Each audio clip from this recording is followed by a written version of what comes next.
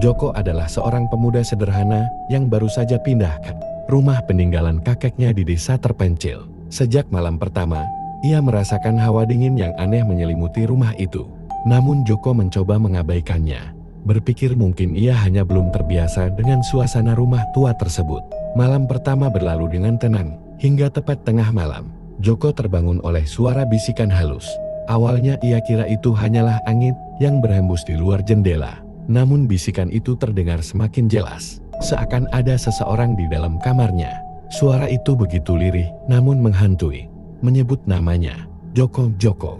Dengan jantung berdebar, Joko menguatkan diri untuk melihat sekitar kamarnya. Tidak ada siapa-siapa. Ia menenangkan diri dan berusaha untuk tidur lagi. Tapi tiba-tiba ia merasa ada sesuatu yang menggerayangi kaki dan perlahan merayap naik. Ketika ia melihat, tidak ada apapun di sana. Hanya perasaan berat yang membuatnya kesulitan untuk bergerak. Keesokan paginya, Joko mencoba mengabaikan kejadian itu. Namun, di siang hari, saat ia membersihkan rumah, ia menemukan foto usang di dalam lemari kayu yang sudah berdebu. Foto itu menunjukkan seorang pria yang mengenakan baju adat desa. Wajahnya penuh amarah. Joko merasa asing, tapi ada sesuatu dari tatapan pria di foto itu yang membuatnya merasa tidak nyaman. Ia berusaha meyakinkan dirinya bahwa itu hanyalah gambar biasa. Namun, malam kedua tiba, dan saat Joko tertidur, mimpi buruk menguasainya. Ia melihat sosok pria dari foto itu berdiri di depan rumah dengan tatapan kosong namun penuh dendam. Dalam mimpi itu, sosok pria itu mendekati Joko sambil berkata dengan suara yang berat, "Aku tidak akan pergi sebelum semuanya selesai." Joko terbangun dengan keringat dingin, napasnya memburu. Di ujung kamar, samar-samar, Joko melihat bayangan yang tidak ia kenali, berdiri memandangnya dengan tajam. Joko tahu, malam ini adalah awal dari mimpi buruk yang belum selesai. Tapi siapa sebenarnya sosok itu, dan apa yang diinginkannya? Sejak mimpi buruk itu, Joko merasa hari-harinya berubah menjadi penuh kecemasan. Malam itu, ia memutuskan untuk mencari tahu lebih dalam tentang rumah kakeknya.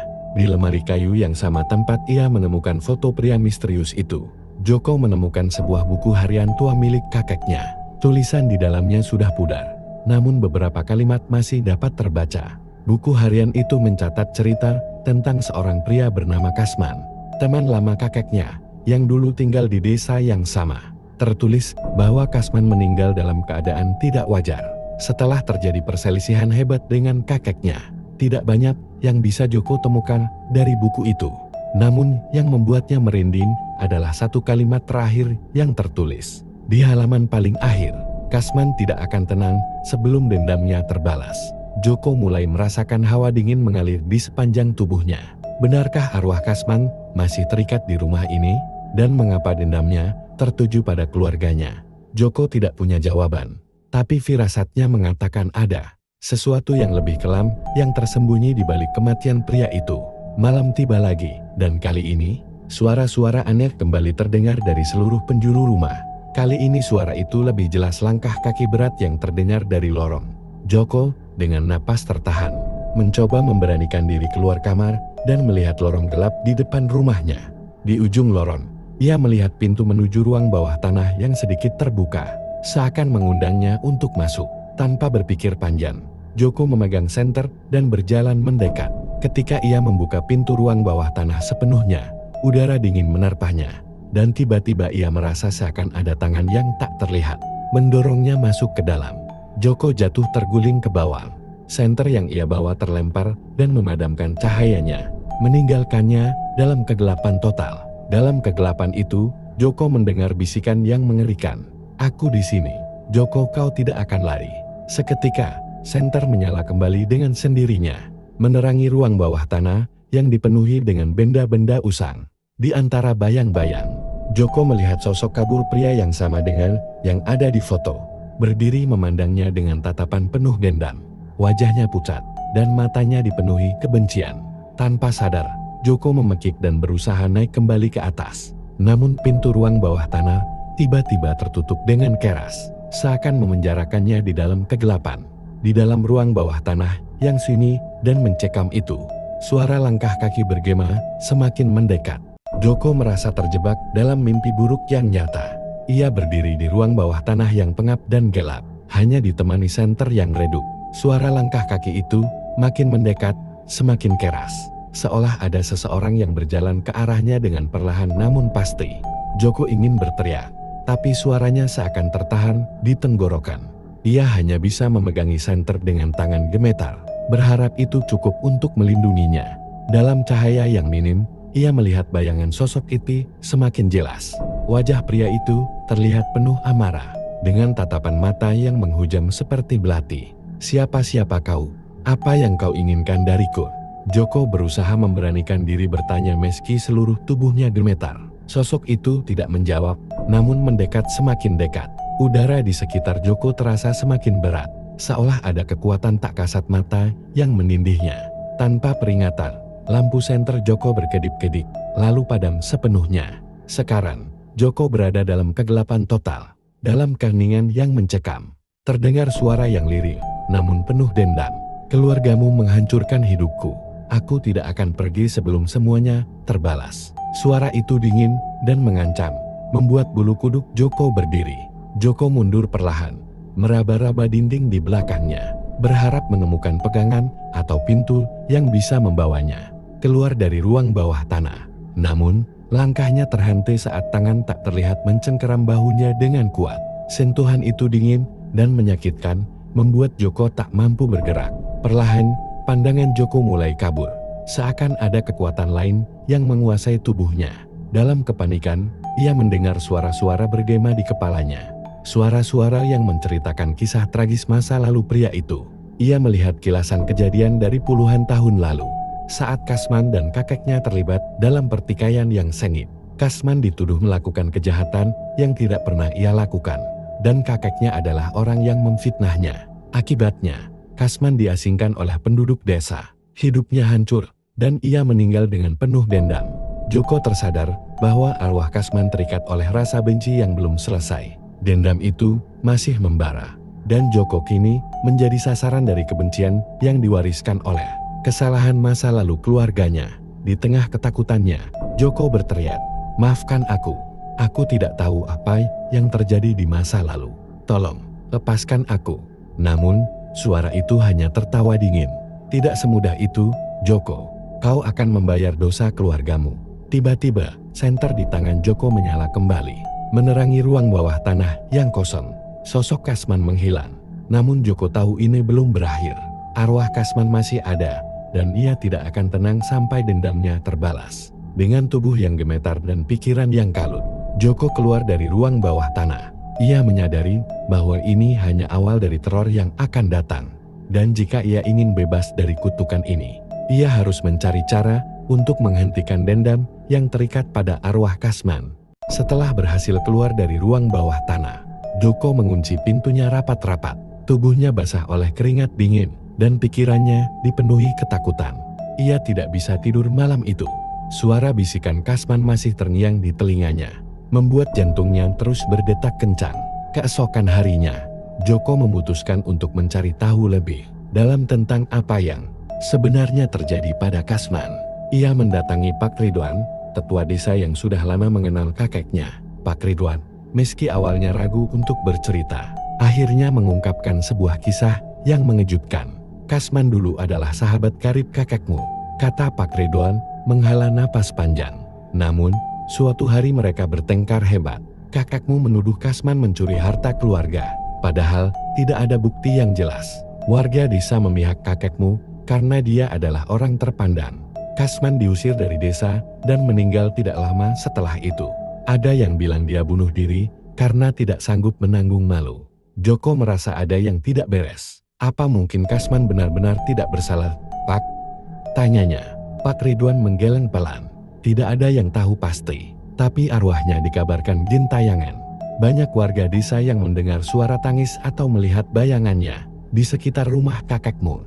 Mendengar itu, Joko merasa ngeri. Ia bertanya, apakah ada cara untuk menenangkan arwah Kasman.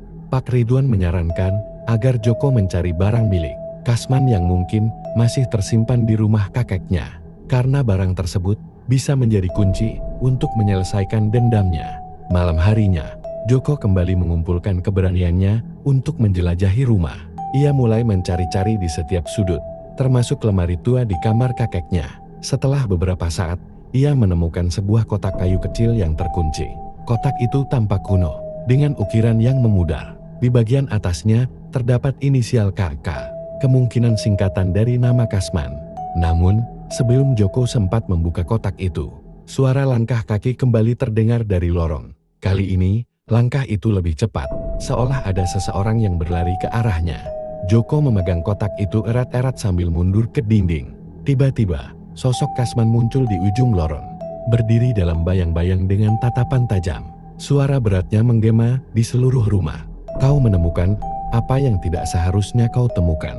Joko, kau akan menyesal. Lampu di rumah padam seketika, meninggalkan Joko dalam kegelapan pekat. Dalam kegelapan itu, ia merasakan kehadiran Kasman semakin dekat. Udara di sekitarnya menjadi dingin menusuk. Joko berlari menuju kamarnya, membawa kotak itu sambil berteriak, "Aku hanya ingin membantumu. Berhenti mengejarku." Namun, suara Kasman hanya tertawa, penuh kebencian. Tidak ada bantuan yang bisa menghapus dosa keluargamu. Joko akhirnya tiba di kamar dan menutup pintu dengan cepat. Dengan tangan gemetar, ia berusaha membuka kotak kayu itu, namun kuncinya hilang. Sementara itu, ketukan keras mulai terdengar dari pintu kamarnya, disertai dengan suara kasar Kasman yang terus memanggil namanya. Joko, buka pintunya. Aku akan memastikan kau membayar semuanya. Joko tahu waktu semakin menipis. Kotak itu mungkin memegang jawaban. Tapi bagaimana ia bisa membukanya sebelum Kasman berhasil masuk? Ketukan di pintu kamar Joko semakin keras, seperti ada seseorang yang menggedornya dengan penuh amarah. Suara Kasman terdengar makin jelas, seperti menggema di seluruh ruangan. Buka pintunya, Joko. Kau tidak akan lari dariku. Dengan tangan gemetar, Joko terus memutar otak, berusaha menemukan cara membuka kotak kayu tua itu. Ia mencoba mencari benda tajam di kamarnya, hingga akhirnya ia menemukan kunci kecil di dalam salah satu laci meja tua. Ia tidak tahu apakah kunci itu cocok, tapi tidak ada waktu untuk berpikir lebih jauh. Dengan napas tertahan, Joko mencoba memasukkan kunci itu ke gembok kecil di kotak kayu. Awalnya terasa sulit, namun dengan sedikit usaha, kunci itu berputar dan klik. Kotak itu terbuka. Di dalamnya, Joko menemukan beberapa benda tua, sebuah cincin emas, surat usang yang terlipat, dan kain merah yang sudah lusuh. Sementara itu, ketukan di pintu berhenti tiba-tiba, meninggalkan keheningan yang justru lebih mencekam. Joko menatap pintu dengan waspada, tetapi ia tahu ia harus fokus pada kotak ini. Ia membuka surat yang ada di dalamnya dan mulai membaca. Surat itu ditulis dengan tangan yang gemetar dan tulisannya hampir tak terbaca. Namun, dari yang berhasil ia pahami, surat itu ternyata adalah pesan terakhir dari Kasman. Dalam surat itu, Kasman menulis bahwa ia tidak pernah mencuri apapun dari kakek Joko. Ia mengaku telah dijebak oleh seseorang yang ingin menghancurkan persahabatan mereka. Nama pelakunya tidak disebutkan. Namun Kasman berharap arwahnya dapat tenang jika kebenaran ini disampaikan kepada dunia. Arwahku terikat oleh kebencian. Sampai keadilan ditegakkan, aku akan terus berada di sini, tulis Kasman di bagian akhir surat. Joko merasakan emosi yang campur aduk. Ia yakin arwah Kasman tidak akan tenang sampai nama baiknya dibersihkan. Namun sebelum ia bisa berpikir lebih jauh, suara di belakangnya membuat tubuhnya membeku. Kau tidak seharusnya membuka kotak itu, Joko. Joko menoleh perlahan, dan di sudut ruangan berdiri sosok Kasman. Wajahnya tampak lebih mengerikan dibanding sebelumnya. Kulitnya pucat, matanya kosong, dan dari tubuhnya terlihat seperti ada asap hitam yang melayang-layang. Joko memberanikan diri untuk berbicara. Aku tahu kebenaranmu, Kasman. Aku tahu kau tidak bersalah. Aku akan membantu membersihkan namamu. Namun, arwah Kasman hanya menatapnya tajam, penuh amarah. Kebenaran tidak akan cukup. Rasa sakitku tidak bisa dihapus hanya dengan kata-kata. Dosa keluargamu terlalu besar untuk dimaafkan. Tiba-tiba, ruangan menjadi semakin dingin dan semua benda di kamar bergetar. Angin kencang berputar di sekitar Joko, membuatnya hampir kehilangan keseimbangan. Kasman melayang mendekatinya. Suaranya menggema seperti petir. Kau harus merasakan apa yang aku rasakan. Kau harus menderita seperti aku menderita. Joko berusaha berdiri tegak meski tubuhnya gemetar. Kalau aku harus membayar dosa keluarga ini, Aku siap, tapi biarkan aku mengungkapkan kebenaranmu dulu. Jangan biarkan dendam ini terus mengikatmu. Kata-kata Joko membuat Kasman terdiam sejenak. Asap hitam di sekitar tubuhnya tampak memudar sedikit. Namun, tatapan matanya tetap penuh kebencian. Kau punya waktu sampai malam berikutnya, Joko. Jika kau gagal, nyawamu akan jadi bayarannya. Setelah mengatakan itu, sosok Kasman menghilang, meninggalkan ruangan Joko dalam keheningan mencekam. Joko terduduk di lantai, napasnya tersengal-sengal. Ia tahu ia tidak punya pilihan lain. Ia harus menemukan cara untuk membuktikan kebenaran Kasman sebelum malam tiba. Tapi bagaimana? Dan siapa sebenarnya dalang dibalik fitnah yang menghancurkan hidup Kasman? Waktu terus berjalan, dan Joko merasa dikejar oleh bayangan kematian. Malam semakin mendekat, dan janji Kasman untuk kembali jika ia gagal mengungkap kebenaran membuat Joko semakin tertekan. Dengan surat Kasman di tangannya, Joko bergegas menuju rumah Pak Ridwan. Tetua desa itu adalah satu-satunya orang yang mungkin tahu lebih banyak tentang masa lalu keluarganya. Pak Ridwan menyambut Joko dengan ekspresi terkejut melihat pemuda itu datang tergesa-gesa di tengah senja. Tanpa membuang waktu, Joko menunjukkan surat yang ia temukan di dalam kotak kayu. Pak Ridwan membaca dengan seksama, wajahnya perlahan berubah menjadi pucat. Astagfirullah, jadi ini alasannya, gumam Pak Ridwan, suaranya hampir tak terdengar. Apa maksudnya, Pak? Siapa sebenarnya yang menjebak Kasman? Kakek saya benar-benar melakukannya, tanya Joko dengan penuh emosi. Pak Ridwan menghela napas panjang, lalu mulai bercerita. Kakekmu memang menuduh Kasman mencuri, tapi ternyata dia hanya diperalat oleh orang lain. Orang itu adalah saudara jauh dari kakekmu sendiri, Paiman. Dia iri pada persahabatan kakekmu dan Kasman, serta ingin menguasai tanah keluarga Kasman. Paiman yang menyusun semua jebakan, tapi kakekmu tidak tahu bahwa dirinya hanya dimanfaatkan. Joko tertegun. Jadi, kakek saya juga korban manipulasi, tapi kenapa Paiman tidak pernah dihukum? Pak Ridwan menggeleng. Paiman meninggalkan desa beberapa minggu setelah Kasman diusir. Dia membawa harta curian itu dan tidak pernah kembali. Tidak ada bukti untuk menuduhnya waktu itu. Pernyataan itu membuat dada Joko terasa semakin sesak. Arwah Kasman tidak hanya marah pada kakeknya, tetapi pada ketidakadilan yang tidak pernah terungkap. Kalau begitu, bagaimana saya bisa menenangkan arwah Kasman, Pak? Apa saya harus menemukan Paiman? Pak Ridwan mengangguk pelan. Mungkin arwahnya akan tenang jika kebenaran ini diumumkan ke warga desa dan nama Kasman dibersihkan. Tapi kau harus segera melakukannya sebelum malam tiba. Tanpa membuang waktu, Joko meminta bantuan Pak Ridwan untuk mengumpulkan beberapa warga desa di balai desa. Ia membawa surat Kasman sebagai bukti. Meski banyak yang ragu dengan ceritanya, Joko berbicara dengan penuh keyakinan, mengungkapkan fakta yang ia temukan tentang Paiman dan fitnah yang menghancurkan hidup Kasman. Di tengah penjelasannya, suasana di balai desa mulai berubah. Angin dingin berhembus dan lampu-lampu tiba-tiba berkedip. Semua orang terdiam, merasakan kehadiran yang tidak kasat mata. Dia di sini, bisik salah satu warga dengan ketakutan. Tiba-tiba, suara berat Kasman menggema di ruangan itu. Apakah kalian akhirnya akan mengakui kebenaranku? Suaranya dingin, namun penuh dengan rasa sakit yang mendalam. Joko maju ke depan, berdiri dengan tegak meski tubuhnya gemetar.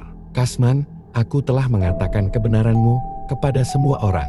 Namamu akan dibersihkan, dan aku bersumpah keluargaku akan menebus dosa mereka terhadapmu. Kasman perlahan muncul di tengah ruangan. Sosoknya tidak lagi dipenuhi amarah seperti sebelumnya. Kebenaran telah terungkap, tapi apakah kalian semua benar-benar akan meluruskan namaku? Atau ini hanya kata-kata kosong? Pak Ridwan melangkah maju dan berbicara dengan lantang. Kami, warga desa, bersaksi bahwa Kasman tidak bersalah. Mulai malam ini, nama baikmu akan dipulihkan. Semua orang akan tahu kebenaran ini. Kasman menatap Joko dan warga desa dengan mata yang penuh kelelahan. Perlahan, sosoknya mulai memudar, disertai dengan suara lembut. Akhirnya, aku bisa tenang. Ruangan kembali normal, angin dingin menghilang, dan lampu berhenti berkedip.